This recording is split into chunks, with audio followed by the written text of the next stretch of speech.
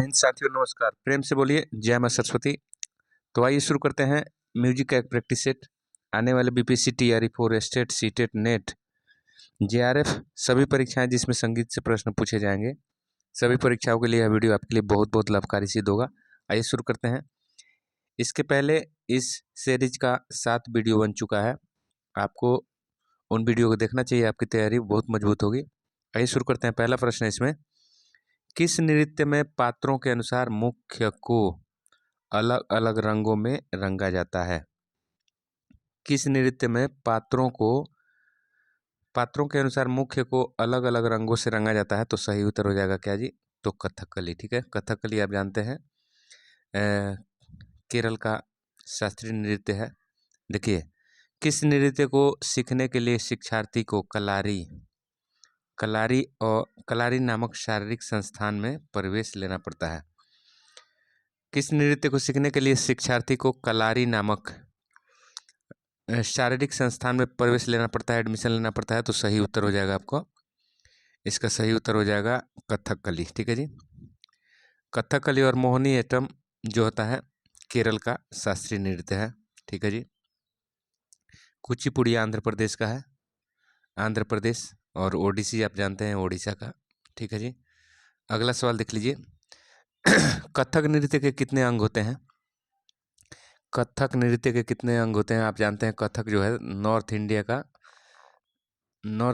नृत्य है। ठीक है जी, तो कथक नृत्य के कितने अंग होते हैं? तो सही उत्तर हो जाएगा 4। ठीक है जी, अगला सवाल देख लीजिए। अगला सवाल लिख रहा है, नृत्य के लखनऊ घराने के नींव किसके द्वारा रखी गई थी? तो लखनऊ घराने के संस्थापक कौन है आपसे पूछा जा रहा है, तो सही उत्तर हो जाएगा आपका महाराज ठाकुर प्रसाद। ठीक है जी, अगला सवाल देख लीजिए। अगला सवाल पूछा जा रहा है, मणिपुर का सबसे प्राचीन तथा प्रसिद्ध नृत्य कौन सा है? तो मणिपुर का प्रसिद्ध नृत्य बताना है आपको, तो सही उत्तर हो जाएगा आपका लाई हरोबा। ठीक है जी। अच्छा, आपको बताना है कि रविंद्रनाथ टैगोर अपने शांति निकेतन में किस नृत्य को बढ़ावा दिए थे? चलिए, पूछा रहा है रविंद्रनाथ टैगोर का चित्रांगदा नामक किस नृत्य शैली में बंधा हुआ है? जो रविंद्रनाथ टैगोर की चित्रांगदा जो है नाटक है, या समझिए ग्रंथ कह लीजिए, वह किस शैली में बंधा हुआ है? तो सही उत्तर क्या हो जाएगा जी? मणिपुरी आपको बताना है। मैंने एक क्वेश्चन आपसे पूछा है। अगला सवाल देख लीजिए। अगला सवाल इसमें पूछा जा रहा है, नृत्य में विभिन्न भावों तथा अभिनय को करने के बाद जब नर्तक अपनी मूल स्थिति में आ जाता है तो उसे कौन सा स्थिति कहते हैं? नृत्य में विभिन्न भावों तथा अभिनय को करने के बाद जब नर्तक अपनी मूल स्थिति में आ जाता है तो उस स्थिति को क्या कहते हैं? तो सही उत्तर हो जाएगा हस्तक। ठीक है जी, हस्तक। अगला सवाल देख लीजिए। पैरों से नृत्य के बोलों का प्रदर्शन क्या कहलाता है? पैरों से नृत्य के बोलों का प्रदर्शन क्या कहलाता है? तो सही उत्तर हो जाएगा तत्कार। क्या जी? तत्कार। अगला सवाल देखिए, भावपूर्ण मुद्रा के लिए क्या संज्ञा दी गई है? भावपूर्ण मुद्रा के लिए क्या संज्ञा दी गई है? क्या कहते हैं? तो अदा, इसको अदा कहा जाता है। अगला सवाल देख लीजिए। अदा के लिए संस्कृत ग्रंथों में क्या शब्द मिलता है? अदा का संस्कृत शब्द क्या है? तो बताइए, सही उत्तर क्या होगा जी? तो सही उत्तर हो जाएगा हेला। ठीक है, हेला। वह सवाल बताइए, देखिए यह सवाल आपसे पूछा जा रहा है, वह रचना जिसमें गीत के बोल तथा नृत्य के बोल दोनों का समावेश हो तो उसको क्या कहते हैं? गीत के बोल तथा नृत्य के बोल दोनों का समावेश हो उसको कहते हैं संगीत तोड़ा। क्या कहते हैं जी? संगीत तोड़ा। अगला सवाल देख लीजिए। सोल्फा स्वर लिपि पद्धति में षड्ज को क्या कहते हैं? तो सही उत्तर हो जाएगा डो। क्या कहते हैं जी? डो। अगला सवाल देख लीजिए। सोल्फा स्वर लिपि पद्धति में पंचम को क्या कहा जाता है? तो पंचम को आप क्या कहते हैं जी? तो सोल। क्या कहते हैं जी? सोल। अगला सवाल देख लीजिए। सोल्फा स्वर लिपि पद्धति में तार सप्तक के स्वरों को दर्शाने के लिए कौन सा चिन्ह का प्रयोग करते हैं? तो सही उत्तर हो जाएगा स्वर के ऊपर खड़ी रेखा। कह रहा है तार सप्तक के स्वर, जैसे आपको मान लीजिए सा लिखना है तो विष्णु नारायण भातखंडे जी की पद्धति में आप ऊपर बिंदु देते हैं, लेकिन सोल्फा पद्धति में आप इसी को तार में लिखना हो तो इस तरह से तीबर के जैसे आपको ऊपर खड़ी लाइन देना पड़ेगा। अगला सवाल देख लीजिए, च्यू स्वरलिपि पद्धति का आविष्कार किसने किया? च्यू स्वरलिपि पद्धति का आविष्कार किसने किया? तो सही उत्तर क्या होगा जी? च्यू ने। ठीक है जी, च्यू। देखिए अगला सवाल आपसे पूछा जा रहा है, च्यू पद्धति में स्वरों को दर्शाने के लिए क्या चिन्ह का प्रयोग करते हैं? च्यू पद्धति में स्वरों को दर्शाने के लिए क्या चिन्ह का प्रयोग करते थे? तो सही उत्तर हो जाएगा 1 2 3 ऐसे नंबर लिख के। ठीक है जी। अगला सवाल देख लीजिए, स्टाफ स्वर लिपि पद्धति में स्वरों को किस चिन्ह से दर्शाते हैं? स्टाफ स्वर लिपि पद्धति में स्वरों को किस चिन्ह से दर्शाते हैं? तो सही उत्तर हो जाएगा आपको चिपटा ब्रीथ। ठीक है जी। अगला सवाल देख लीजिए, अगला सवाल है ग्रांड स्टाफ कह रहा है, ग्रांड स्टाफ में कितनी रेखाएं होती हैं? तो ग्रांड स्टाफ में 11 रेखाएं होती हैं। ठीक है जी, 11 याद रखिएगा। अगला सवाल देख लीजिए, स्टाफ स्वरलिपि पद्धति की मुख्य विशेषता क्या है? स्टाफ स्वरलिपि पद्धति की मुख्य विशेषता क्या है? तो सही उत्तर क्या होगा जी इसका? तो सही उत्तर हो जाएगा इसका, आपको स्वर तथा ताल एक ही चिन्ह से दिखाते हैं। स्वर तथा ताल एक ही चिन्ह से दिखाते हैं, स्टाफ स्वरलिपि पद्धति की विशेषता है। ठीक है जी। अगला सवाल देख लीजिए, ट्रेविल क्लैफ में ट्रेविल क्लैफ में का चिन्ह निम्न में से कौन सा है?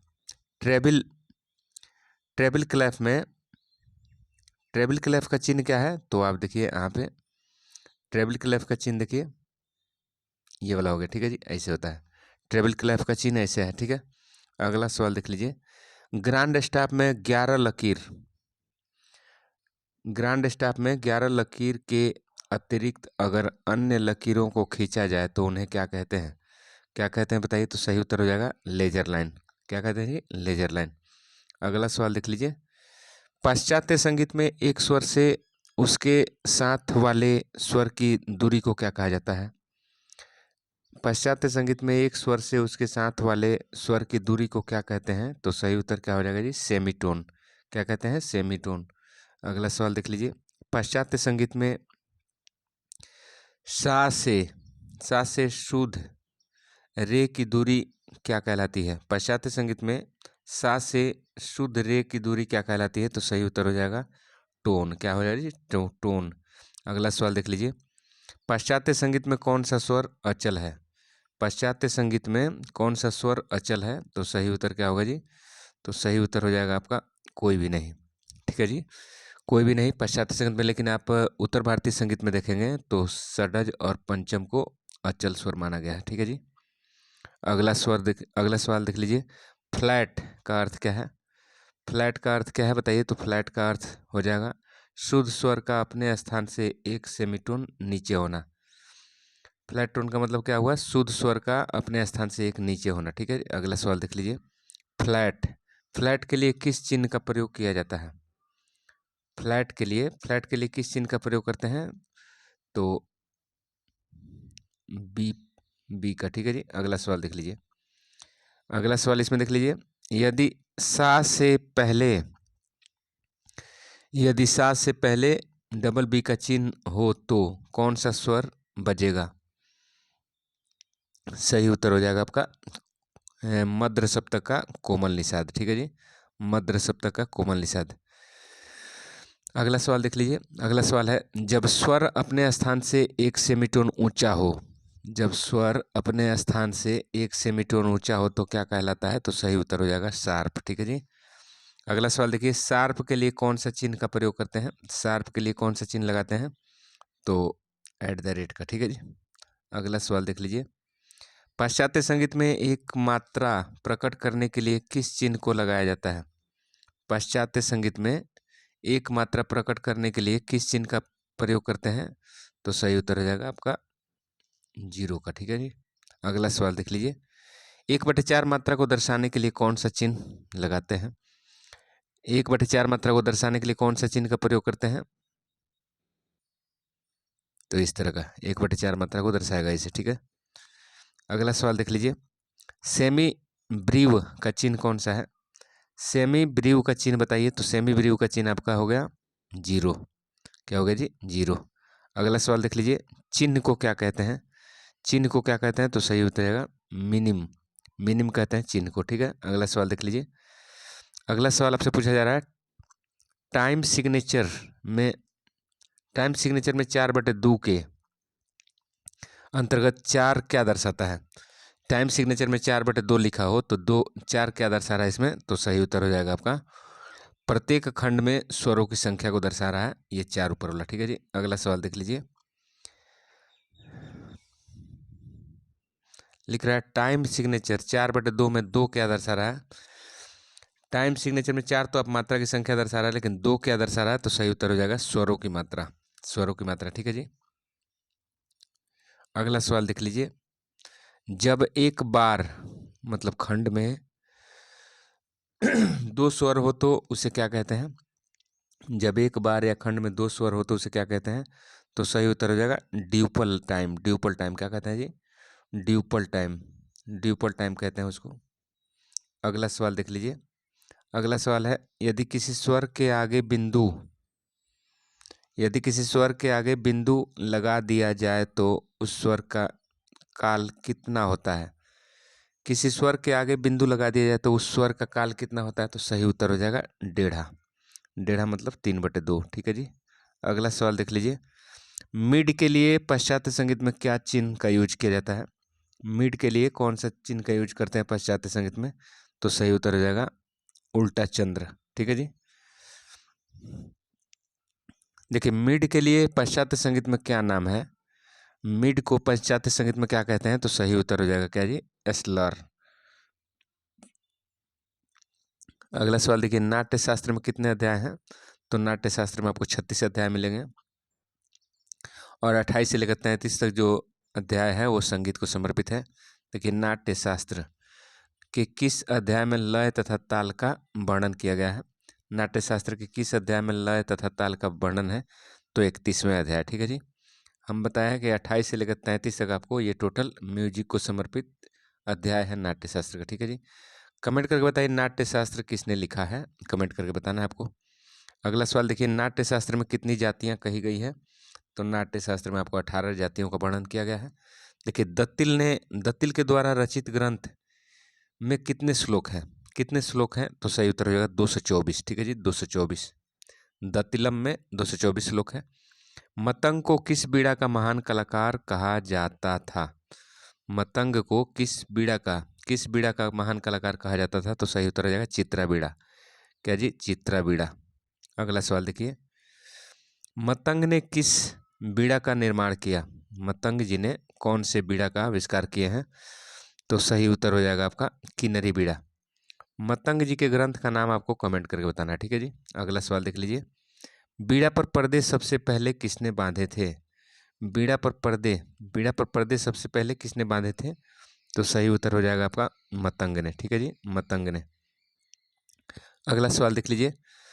द्वादश स्वर मूर्छना का उल्लेख किसने किया? द्वादश स्वर मूर्छना का उल्लेख किसने किया है? तो सही उत्तर हो जाएगा मतंग ने। ठीक है जी, अगला सवाल देख लीजिए। मतंग ने कितने अलंकार कहे हैं? मतंग ने कितने अलंकार बताए हैं? तो सही उत्तर हो जाएगा 33। मतंग ने 33 अलंकार बताए हैं। अगला सवाल देख लीजिए। मतंग ने कितनी गीतियों का वर्णन किया है? मतंग ने कितनी गीतियों का वर्णन किया है? तो सही उत्तर हो जाएगा 7। अगला सवाल देखिए, राग के विषय में सर्वप्रथम किस ग्रंथ में वर्णन मिलता है? तो राग के रूप में सबसे पहले बृहदेशी में। आपको कमेंट करके बताना कि बृहदेशी ग्रंथ के रचनाकार कौन है। तो राग शब्द का सबसे पहले विवरण आपको बृहदेशी में मिलता है। भरत भाष्य ग्रंथ के कितने अध्याय हैं? भरत भाष्य ग्रंथ के कितने अध्याय हैं आपको बताना है। तो सही उत्तर हो जाएगा 14 अध्याय है। ठीक है जी, 14 अध्याय है। अब देखिए भरत भाष्य ग्रंथ जो है किसने लिखा और इसका एक दूसरा नाम क्या है आपको कमेंट करके बताना है। अगला सवाल देख लीजिए। भरत भाष्य ग्रंथ में शुद्ध विकृत कितने स्वरों का वर्णन किया गया है? तो सही उत्तर है 14। शुद्ध और विकृत मिलाकर आपको 14 स्वर मिलेंगे भरत भाष्य में। नारद ने अपने अलंकार के रूप में कितने अलंकार को माने हैं? नारद ने कितने अलंकार का वर्णन किया है? तो सही उत्तर हो जाएगा 19 अलंकार। ठीक है जी, और कमेंट करके बताइए संगीत रत्नाकर में कितने अलंकार माने गए हैं। देखिए संगीत मकरंद ग्रंथ में बीड़ा के कितने प्रकार कहे गए हैं? संगीत मकरंद में बीड़ा के कितने प्रकार हैं? तो सही उत्तर हो जाएगा 18 प्रकार के बीड़ा। अगला सवाल देखिए, पंडित सारंग देव किस संस्थान सॉरी, पंडित सारंग देव किस स्थान के रहने वाले थे? तो सही उत्तर हो जाएगा कश्मीर के। ठीक है जी। अलारखा खां कहाँ के रहने वाले थे? किस घराने के कलाकार थे? उनके पुत्र का नाम क्या है आपको बताना है। ठीक है जी। संगीत रत्नाकर पर टीका किसने लिखा? तो संगीत रत्नाकर पर टीका किसने लिखा है? तो सही उत्तर हो जाएगा सिंह भोपाल। ठीक है जी, सिंह भोपाल। और कलीनाथ ने किस ग्रंथ पर टीका लिखा है आपको बताना है। तो कलीनाथ जी ने किस ग्रंथ पर टीका लिखा है? तो संगीत रत्नाकर पर लिखा है। और आपको बताना है कि संगीत रत्नाकर पर जो कलीनाथ टीका लिखे हैं उस टीका का नाम क्या है। संगीत रत्नाकर में कितने अध्याय हैं? तो संगीत रत्नाकर में कितने अध्याय हैं? तो 7 अध्याय, इसलिए इसको सप्त अध्यायी कहते हैं। क्या कहते हैं जी? सप्त अध्यायी। अगला सवाल देख लीजिए। पंडित सारंग देव ने कितने विकृत स्वरों का परिचय दिया है? पंडित सारंग देव ने कितने विकृत स्वरों का परिचय दिया है? तो सही उत्तर हो जाएगा आपका 12। पंडित सारंग देव ने 12 विकृत स्वर माने हैं। ठीक है, अगला सवाल देख लीजिए। अगला सवाल है, संगीत रत्नाकर में कितने प्रबंधों का वर्णन किया गया है? कितने प्रबंधों का? तो 75 प्रबंधों का वर्णन किया गया संगीत रत्नाकर में। अगला सवाल देख लीजिए। संगीत रत्नाकर में कितने तालें दी गई हैं? संगीत रत्नाकर में तालों का वर्णन कितना हुआ है? तो 121 ताल। ठीक है जी। महाराणा कुंभा द्वारा रचित संगीत राज ग्रंथ में कितने श्लोक हैं? तो 16,000। ठीक है जी, 16,000 श्लोक हैं संगीत राज ग्रंथ में। ठीक है जी। अगला सवाल देख लीजिए। सिंह भूपाल ने संगीत रत्नाकर की टीका किस नाम से लिखी है? सिंह भूपाल ने संगीत रत्नाकर पर टीका जो है लिखा है किस नाम से? तो सुधाकर। क्या जी? सुधाकर। देखिए, निम्न में से किस ग्रंथ में भारतीय तथा यवन संगीत के गुणों का संग्रह मिलता है? तो भारतीय तथा यवन संगीत के गुणों का वर्णन किस ग्रंथ में मिलता है? तो सही उत्तर हो जाएगा राग तरंगड़ी। तो राग तरंगड़ी के लेखक कौन है आपको बताना है। लोचन ने कुल कितने स्वर माने हैं? तो लोचन जी कुल 16 स्वर माने हैं, 16। अगला सवाल देख लीजिए। राग वर्गीकरण में लोचन ने कितने संस्थान माने हैं? राग वर्गीकरण में लोचन ने कितने संस्थान माने हैं? तो सही उत्तर हो जाएगा 12 संस्थान माने हैं। भातखंडे जी ने राग तरंगिणी को खाली स्थान का ग्रंथ माना है। भातखंडे जी राग तरंगिणी को किसका ग्रंथ माना है? तो सही उत्तर हो जाएगा छंद शास्त्र का। ठीक है जी, छंद शास्त्र। अगला सवाल देख लीजिए। पुंडरीक विठल ने किसे शुद्ध स्वर सप्तक माना है? पुंडरीक विठल ने किसे शुद्ध स्वर सप्तक माना है? तो सही उत्तर हो जाएगा मुखारी को। ठीक है, अगला सवाल देख लीजिए। पुंडरीक विठल ने अपने समय के रागों को कितने मेलों में वर्गीकृत किया है? पुंडरीक विठल ने अपने समय के रागों को कितने मेलों में वर्गीकृत किया है? तो सही उत्तर हो जाएगा 17। ठीक है जी। अगला सवाल देखिए। पंडित सोमनाथ ने कितने राग बताए हैं? पंडित सोमनाथ ने कितने राग बताए हैं? तो 74। ठीक है जी। अगला सवाल देख लीजिए। संगीत परिजात ग्रंथ की रचना कब हुई थी? संगीत परिजात नामक ग्रंथ की रचना कब हुई? तो सही उत्तर आ जाएगा 1650, 17वीं शताब्दी में। ठीक है जी। अहोबल ने कुल कितने स्वर माने हैं? अहोबल ने कुल कितने स्वर माने हैं? तो सही उत्तर हो जाएगा 22। ठीक है जी। अगला सवाल देख लीजिए। अहोबल ने 22 स्वरों से कितने नाम बताए हैं? अहोबल ने 22 स्वरों के कितने नाम बताए हैं? तो सही उत्तर हो जाएगा 29। अगला सवाल देखिए। पंडित अहोबल ने कितने अलंकारों का वर्णन किया है? कितने अलंकार का वर्णन? तो 56 अलंकार। ठीक है जी। अगला सवाल देख लीजिए। संगीत परिजात में कितने राग बताए गए हैं? संगीत परिजात में कितने राग बताए गए हैं? तो 122। ठीक है जी। अगला सवाल देखिए। स्वर मेल कला निधि ग्रंथ किस ईस्वी में लिखा गया था? स्वर मेल कला निधि ग्रंथ किस ईस्वी में लिखा गया? तो सही उत्तर हो जाएगा 1550 ईस्वी में। तो स्वर मेल कला निधि किसने लिखा है आपको बताना है कमेंट करके। स्वर मेल कला निधि ग्रंथ को कितने भागों में बांटा गया है? स्वर मेल कला निधि को कितने भागों में बांटा गया है? तो सही उत्तर हो जाएगा 5। पंडित व्यंकट मखी ने कितने विकृत स्वर माने हैं? तो सही उत्तर हो जाएगा 5। पंडित व्यंकट मखी ने 5 विकृत स्वर माने हैं। ठीक है जी। अगला सवाल देख लीजिए। पंडित व्यंकट मखी ने प्रत्येक मेलकर्ता से कितने रागों की उत्पत्ति मानी है? पंडित व्यंकट मखी ने प्रत्येक मेलकर्ता से कितने रागों की उत्पत्ति मानी है? तो सही उत्तर हो जाएगा 484। अगला सवाल देखिए। पंडित मतंग ने बृहदेशी की रचना कब की थी? तो 9वीं शताब्दी में। मतंग जी ने बृहदेशी की रचना कब की? तो 9वीं शताब्दी में। अगला सवाल देख लीजिए, नाट्य शास्त्र में कितने रसों का वर्णन किया गया है? नाट्य शास्त्र में कितने रसों का वर्णन किया गया है? तो सही उत्तर हो जाएगा 8 रस। अगला सवाल देखिए, नाट्य शास्त्र ग्रंथ भरत ने किस काल में लिखा? तो सही उत्तर हो जाएगा नाग युग में। ठीक है जी। अगला सवाल देख लीजिए, मौर्य काल के संगीत विकास का पता किस ग्रंथ से लगता है? मौर्य काल में संगीत का विकास हुआ था, इसका पता किस ग्रंथ से लगता है? तो इंडिका। इंडिका के लेखक कौन है आपको बताना है। और अर्थशास्त्र जो है उसका विषय क्या है? राजनीति है या अर्थशास्त्र है या ज्योग्राफी है, क्या है आपको बताना है। कौटिल्य जी के अर्थशास्त्र का विषय क्या था? देखिए, कालिदास किस राजा के दरबारी कवि थे? तो सही उत्तर हो जाएगा चंद्रगुप्त के। ठीक है जी। अगला सवाल देख लीजिए, क्रमिक पुस्तक मालिका के कितने भाग हैं? तो आप जानते हैं 6 है। क्या है जी? 6। भातखंडे जी द्वारा लिखा गया है। विष्णु दिगंबर पत्ती में कोमल स्वर के लिए क्या चिन्ह है? तो कोमल स्वर के लिए आपको, किसी भी स्वर के लिए आपको उस पर इस तरह से एक टेढ़ी लाइन खींच देते हैं। ठीक है जी। और वहीं भातखंडे जी के लिए आप देखिए, भातखंडे जी के लिए आप क्या लिखते हैं जी? कौन सा स्वर? कोमल स्वर के लिए आप नीचे सीधी लाइन करते हैं, और पलुस्कर जी के पत्ती में आपको ऐसे खींचना होता है टेढ़ी लाइन। ठीक है। अगला सवाल देख लीजिए, विष्णु दिगंबर पद्धति में मद्र सप्तक के लिए क्या चिन्ह है? विष्णु दिगंबर पद्धति में मद्र सप्तक के लिए क्या चिन्ह है? तो सही उत्तर हो जाएगा आपका ऊपर, ऊपर रेखा के ऊपर एक बिंदु देते हैं। ठीक है जी। जबकि भातखंडे जी में मद्र सप्तक के लिए, भातखंडे जी में मध्य सप्तक के लिए बिंदी नीचे देते हैं। ठीक है जी। और पलुस्कर जी में ऊपर। देखिए, भातखंडे स्वरलिपि पद्धति में मद्र सप्तक के लिए क्या चिन्ह है? तो हमने अभी बताया आपको, मद्रसा लिखना हो तो नीचे आपको एक बिंदी देना पड़ता है। तो देख लीजिए यहाँ पे अगला सवाल देख लीजिए, भातखंडे जी के पद्धति में सम के लिए क्या चिन्ह है?